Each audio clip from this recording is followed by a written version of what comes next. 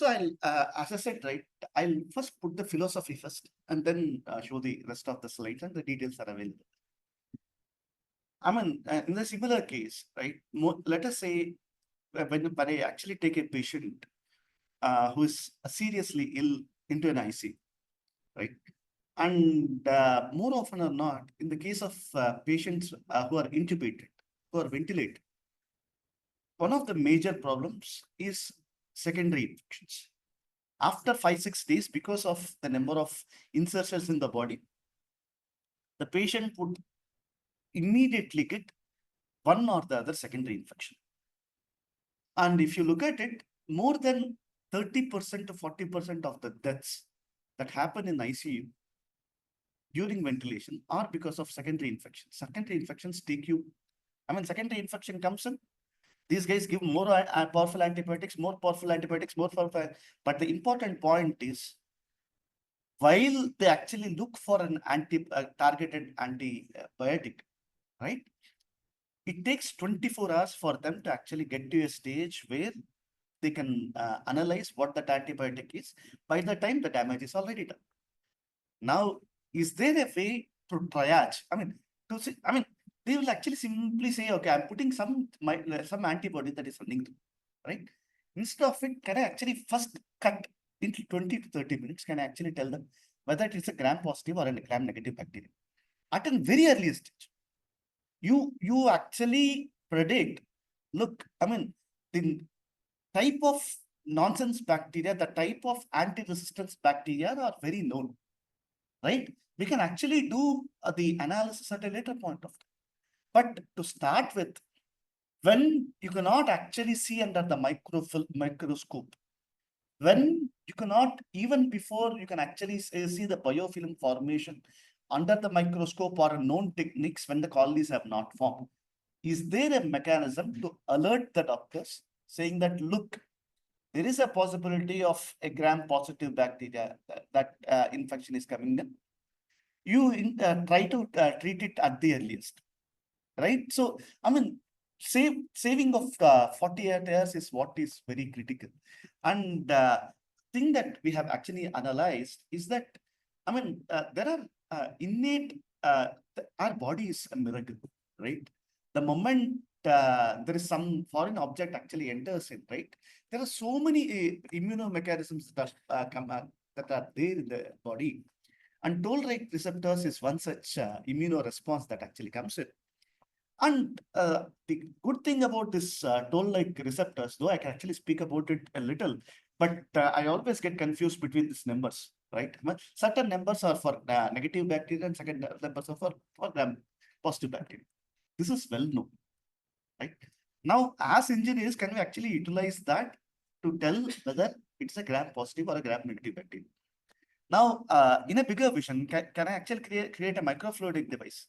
The moment you have a gram-positive bacteria, there are 3 channels which would actually help you detect the worst of the gram-positive, worst of the gram-negative. You have a whole kit in your hand that will help you analyze why should we not do the 6 test? Cost is associated. So can we actually build a lab-on-chip platform that would first triage, then and take it to the next step, right? So that's the intent. Now, as I said, right, so when the intent is there, what is the platform? What are the materials and how are we going to do? These are the questions that that any sensor paper, you dissect any sensor paper, these are the three topics that we are actually looking. I've talked about chemi-capacitive in the previous paper. Now I'll just put on chemi-resistive, right? Can we actually look at change in resistance? You can actually look at it as an electrochemical RCT, change in transport. The only thing is you need a mediator, right? With chemi-resistive and capacitive, these are kind of label-free or a mediator free, because you don't need anything. It's just a change in the capacitance that you're actually measuring. This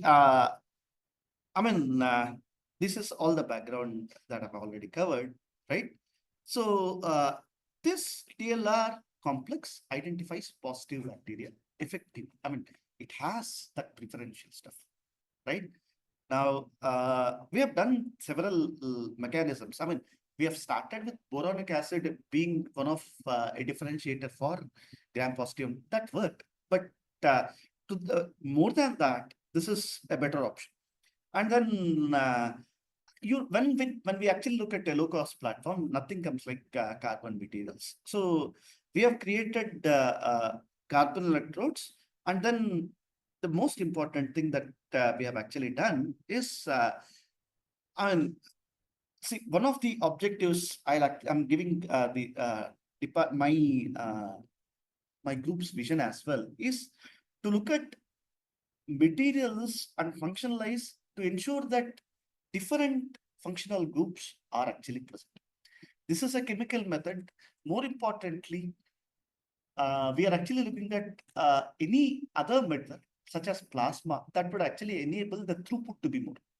One of the disadvantages of using chemical based methods, let us say, I mean, for all researchers that we are, right, we know that if I want to make graphene oxide, right, you take this much, you end up with this much, right? I mean, it takes a lot of time, right? How do I increase the throughput is one of the questions. Chemical methods may actually not result in the throughput that you would like to have, right? So, we have been working on plasma-based methodologies wherein the functionalization on the surface happens because of plasma. Unlike this, but here we functionalize with amine groups. The thing I'll tell you the positive aspect of amine groups and the negative aspect of amine groups. The positive aspect of amine group is that there is only one step.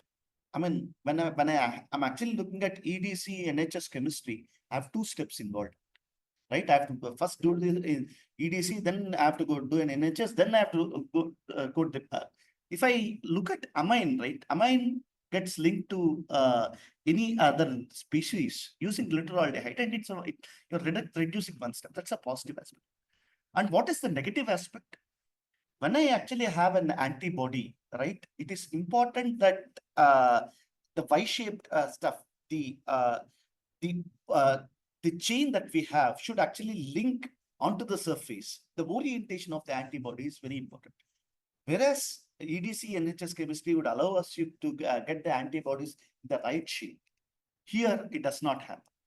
So there is a compromise in that particular sense. Correct? So once you do the binding as well, I mean, all these FTAs and all those things that we write on papers is to tell that we have done it successfully, right? Now, what happens is there is, again, you look at the optimizations of what is the ratio that is better for the detection purposes. It turns out that the 1:1 ratio of TLRs would be better. And then you just vary the potential and measure the currents as a function of the gram-positive bacteria that we have actually targeted. And you'll see that there is a pretty good selectivity, right? And pretty good sensitivity as well, right? So, I mean, we have actually checked with all the gram-negative fungi. I mean, these are the standard protocols that we actually follow. And again, the stability of the electrode for over a period of 28, 1 month is actually tested. Now, with a detection limit of, these are all theoretical detection limits. So what we are trying to get at is if this paper were to be sent to a pure bio guy, right, he'll say, it does not make sense. 0.0413 CFUs is not a unit of measurement. I agree. Right? But as an engineer, what I'm trying to tell you is before your colonies are formed, we are trying to hint you that, look, there is a susceptibility of that particular patient. I mean, getting an infection in due course of time, hit it with the rod immediately so that it will be clear, right? So that is the intent of actually giving this the limits of detection, though in the right subject. When we go to the subject of, biotechnologists, they show this number, they will actually say, look, this does not make sense, right? So what is very, very important here is that before a significant colonies are actually formed, you're actually giving an indication to the doctor that, look, there is a possibility of a secondary infection that is actually coming in. Okay. Questions, please, on both this. Question.